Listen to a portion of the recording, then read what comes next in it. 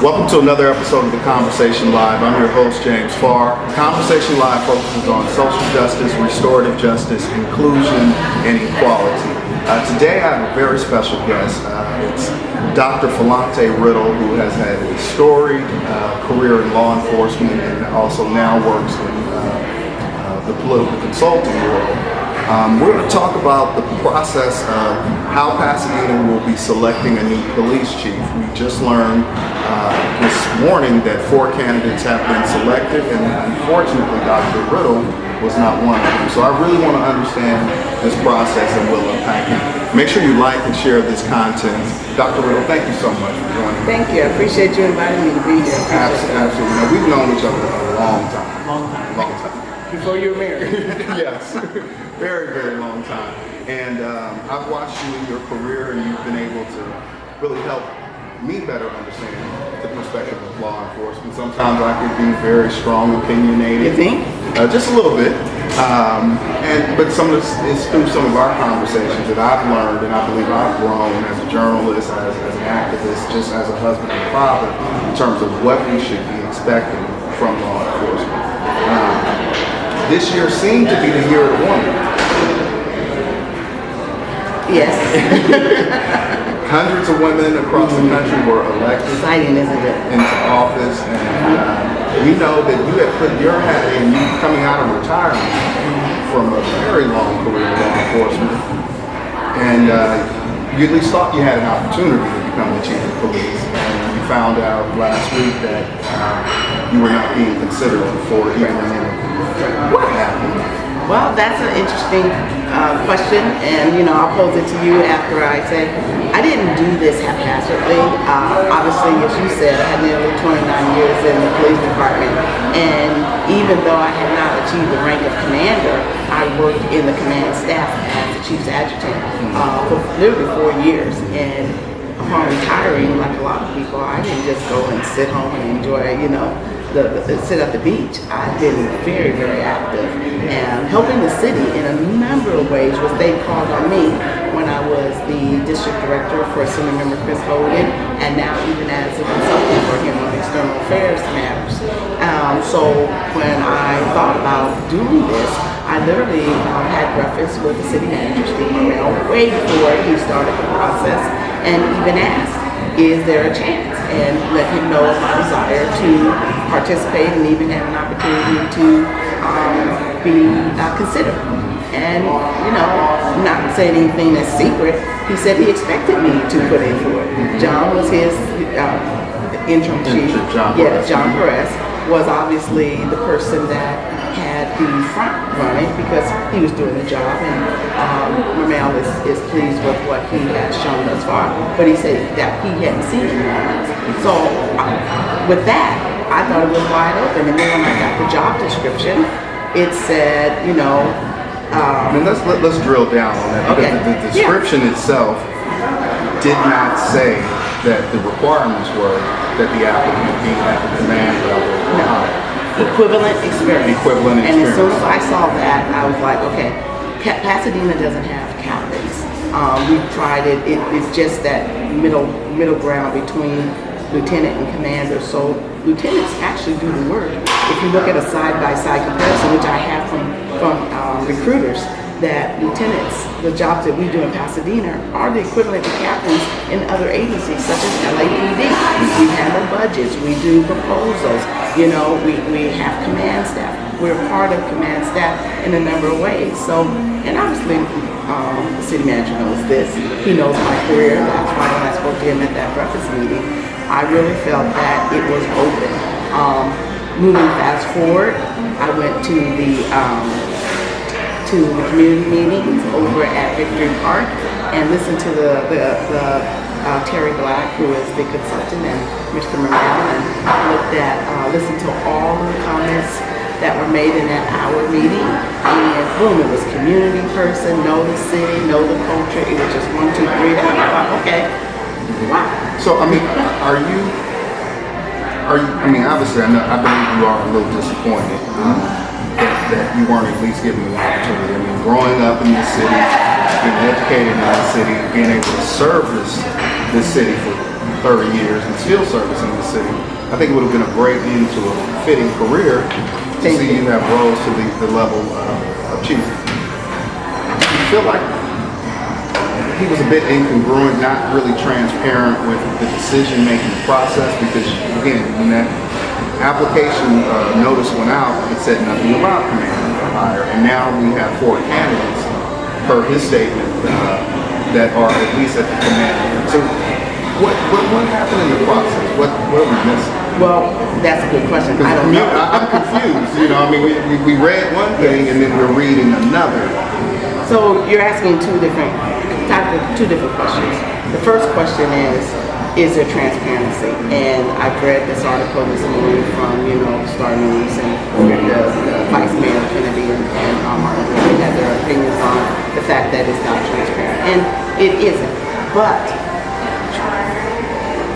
I think when the consultant and Mr. Morrell and maybe the HR director looked at it, do you really want someone from the community?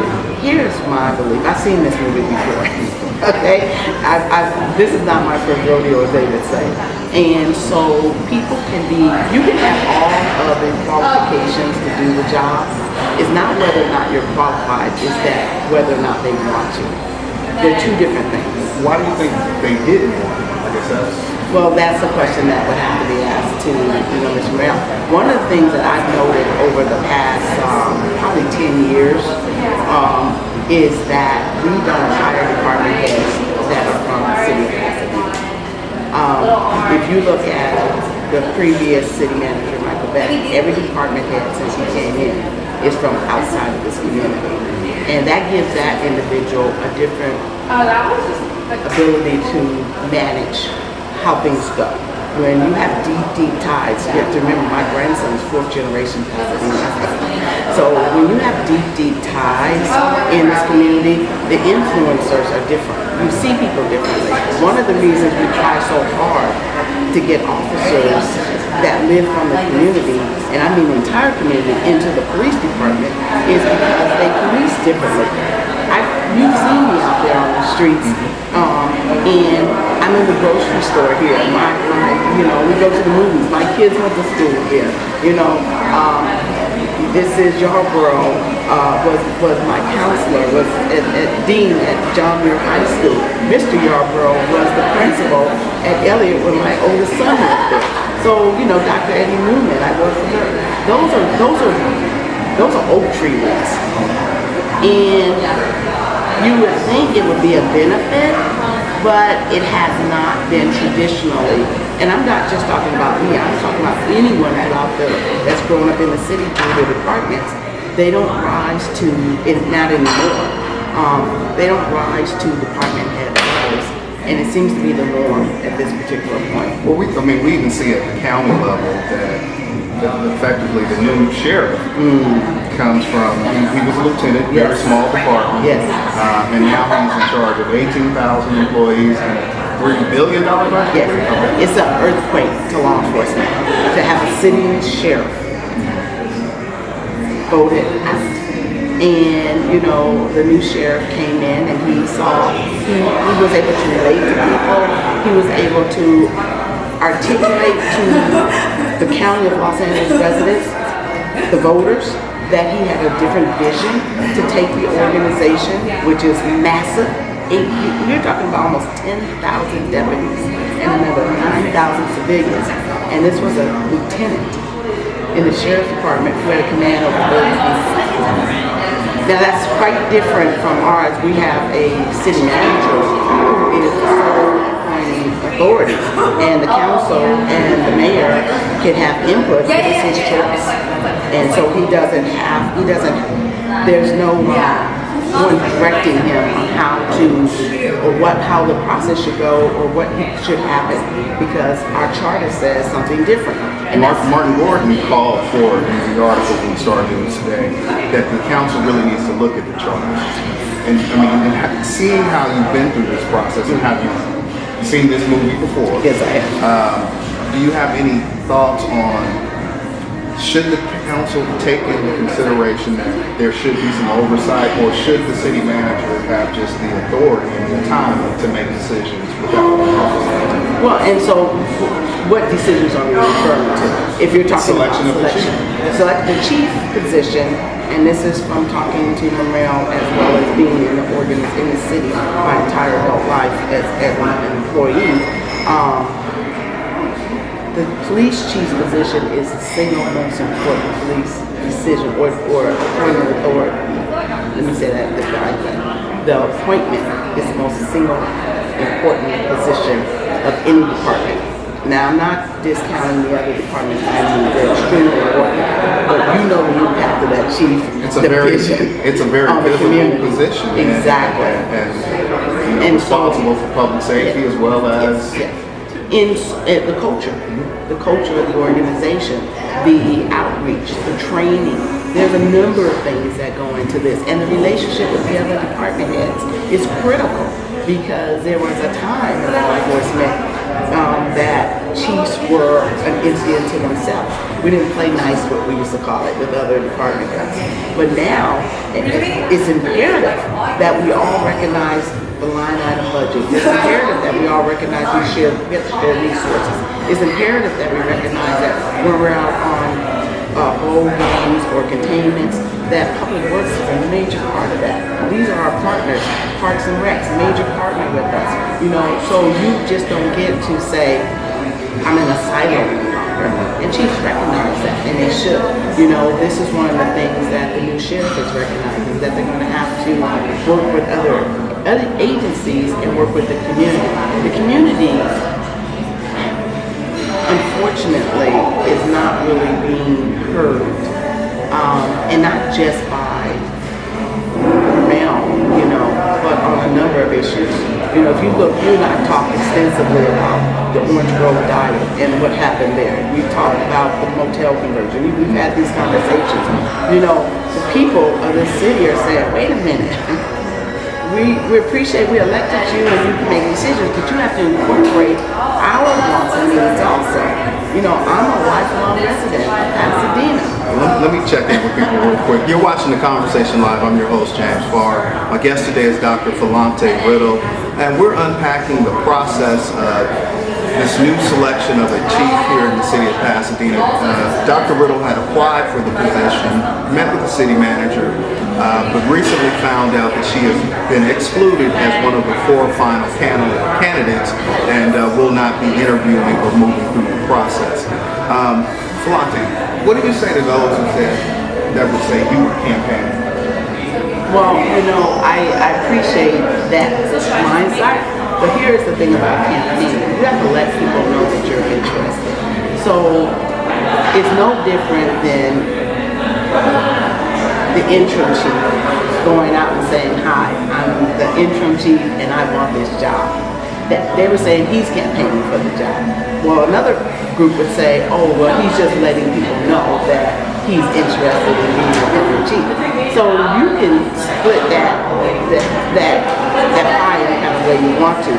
Yes, I'm actually letting people know I am interested. How are they going to know whether or not, in my mind, that's the way I thought, that I'm even viable? I have to share with them, this is what I've done, this is what I've done, this is what I've done. Just as the interim chief is out there saying, I'm doing community policing, I'm doing this, I'm doing that. So why is it different for me or any other person? I know a person that put in for this particular position I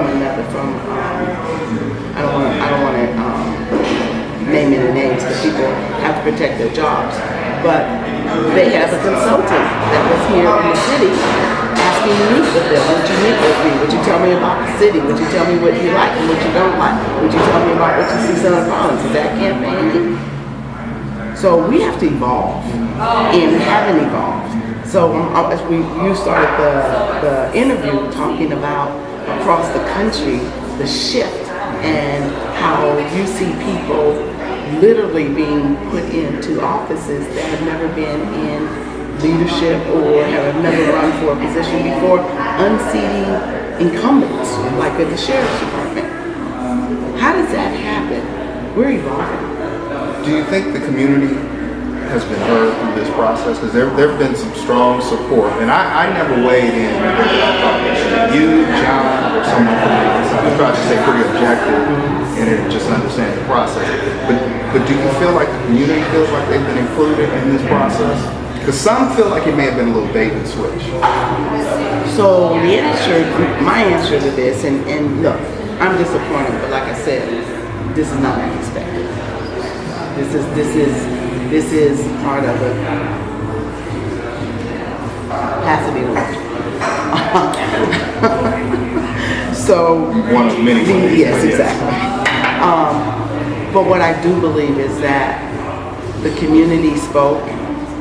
But what I heard the community say, and now what's happening, is two different things. And you know, someone says, "Are you angry?" No, I'm not angry. Look, I have a wonderful life. You know where I live. You're very accomplished. Very accomplished. Nothing's coming off of my resume or anything, but I don't need a title to serve. But it would have been a wonderful, I think, partnership because I already have trust built in. I made a lot of deposits. I don't have to come in and introduce myself. So that would be off the table, if you will. I have to come in and help the culture understand what's coming. This is one of the things that I shared with you when you first asked me to do this, is that law enforcement is evolving rapidly. Not just from the community and activism, but from the legislature. And so consequently, what I'm sharing with you is that just like we got ahead of being directed by the legislature for body cameras, we're going to have to get ahead of some things in the organization that will be coming within the next 2 years under the directions of Dr. Weber, who is taking over Monday for the Legislative Black Caucus. Aggressive, much more different than we've seen anything in the past. So how do you help the men and women of the police department be prepared for that? See, that's what I'm looking at, so they don't become disgruntled and turn away, because we're losing people rapidly from the police department.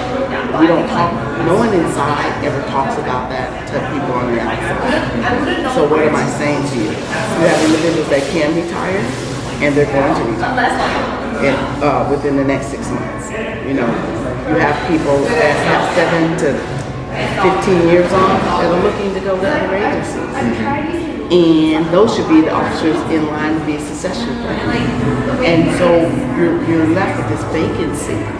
And it's disheartening because Pasadena is a great organization. Do you think that the organization was ready?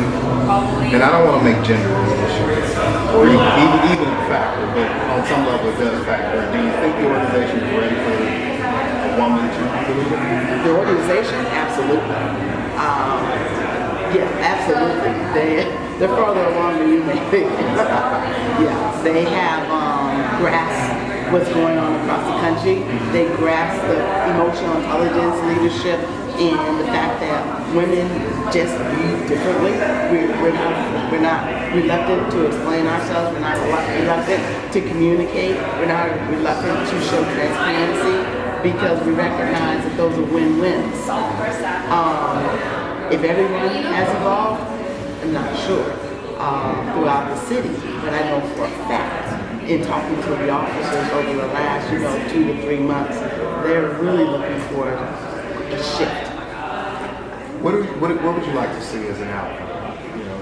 We obviously are going to have a chief, new chief, very soon, within the next 30 days. Right. What do you see as an outcome? What is a win for the community? A win for the community is to understand the process because they feel slighted right now. Not just because of me, they just don't know what's going on. And so that gives the impression, and perception is reality, that there's something sneaky going on. Now, they may not be, but it appears that way. So, if you think the department has rogue officers, that's your perception because of things you've seen, that becomes your reality. And therefore, this is the reality that is shrouded in secrecy, that is shrouded in, the city manager working behind the scenes to get a certain outcome. Now, he can talk all day long about that's not the case, but this is what people see. And so when you ask me what would be the best outcome, this is not even about whether John Perez should or shouldn't be the chief. This is about how we build trust. It can't just be the trust for the police department and transparency for the police department. It has to be trust and transparency for the city hall and the mayor, council members, and the city manager. If you were in consideration, would you have supported this, similar to like how Seattle does this open interview process? Oh, I think that's great. Would you? Oh, yeah. Look, you support that? Yes, I'm the person that knows how to do. I've been through a ton of interviews, and so I'm not afraid of that by any means. Someone just said to me, well, we can go and apply for this job over here. That was never my end game. It was always about Pasadena, and will always be about Pasadena, and our surrounding communities, because this is what impacts us. And so, you raise your kids here, I've raised my sons here, my grandson's being raised here. We're not going anywhere. Other people can jump on the freeway and head, 45 minutes east or 45 minutes west. That's their life, that's fine. But we're invested here. And when you're vested, you have a different outlook on how things are done. And so when I look at my city, our city, I say we can be better. We have to be better because the citizens deserve it and they're going to demand it. Have you watched or have you been to some of the meetings? I'm still taken aback by that last meeting where they were going to convert a motel into homeless. Now, I'm not saying that's the wrong thing to do, by no means, if you put the wraparound services and you let people know how it's going to be managed.